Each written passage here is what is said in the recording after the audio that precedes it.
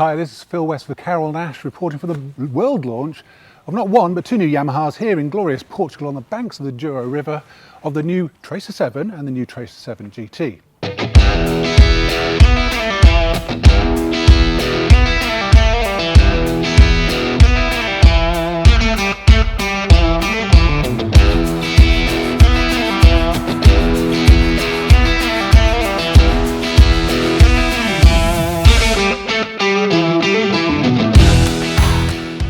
Now, unless you've been hidden in a rock the last couple of years, you realise that Yamaha's pretty much fully overhauled its MT range, the middle range bikes, the 700s and the 900s. There's been a new MT-09, there's been a new MT-07, a new Tracer 7, new Tracer 9. This has lasted a bunch. It's all been triggered by Euro 5 Plus, so the engine's been upgraded to get through that with emissions and noise levels, and to do that basically made the engine now ride-by-wire. That's enabled a new TFT dash, new cruise control, new switchgear, most of which is familiar from the previous MT-09s, MT-07s and so on. It's all very good. It's a 5-inch colour TFT. It's got this new switchgear which is much more malleable and tangible and solid looking, and it's got this new rocker switch and a 5-way joystick as well. But that's just the start of it. So the engine's familiar, but upgraded Euro 5, still about 73, 74 horsepower. It's a little bit more mid-range as well, but crucially, the chassis is upgraded, the styling's upgraded, the spec's upgraded, and the riding position's upgraded. The frame is now 13% more rigid across the board. There's new KYB 41mm USD forks, which are preload and rebound adjustable. There's new radial brakes, which are more powerful, obviously. There's new wheels. They've now got Michelin Pilot Sport Pilot 6 tyres.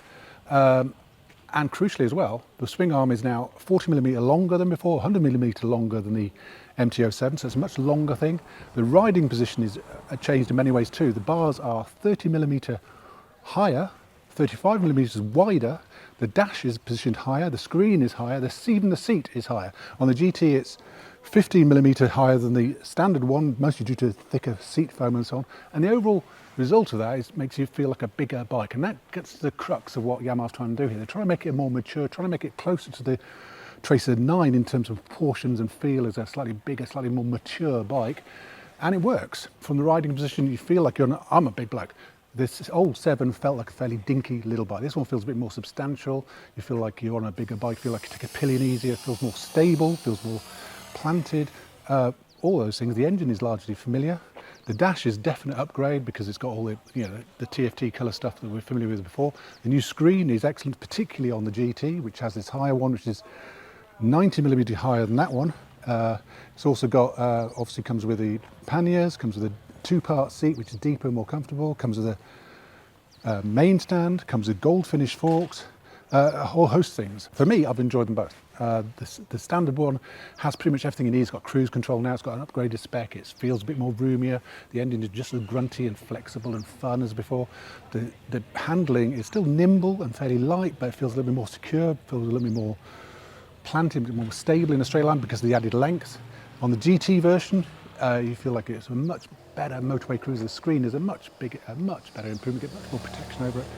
You feel higher, you feel more comfortable, you feel there's more room for your pillion. And all the other things that are familiar, as I say, the engine, the drivability of it, the quality of it is been upgraded too. Here's the rub as well. The 7 is now 8804, which makes it still a very affordable bike. The GT, for which you get the panniers, the seat, the screen, the gold finish bits, the main stand, the preload adjustable knob for the rear suspension. Both suspension front and rear is rebound and preload adjustable, by the way. And that one is 10104, so it's 1,300 quid difference. They're both really good value, especially when you put it in the context of the Tracer 9, which is the GT Plus form is now pushing, what, 16 grand or something? Yet this feels like a closer edge up towards the 9. It does pretty much everything you want, but in a much more affordable package without really missing out on anything. I've had a great time on both of them. I've had to pick fault with anything. The seat, for me, hasn't quite worked today, but that's a little picky thing. But for the money, they're great bikes, they're great sport tours, and they do that thing of getting a little bit close to the 9, which is as a stepping stone, yet also be an affordable first big bike. I think great bikes. Oh, one final thing.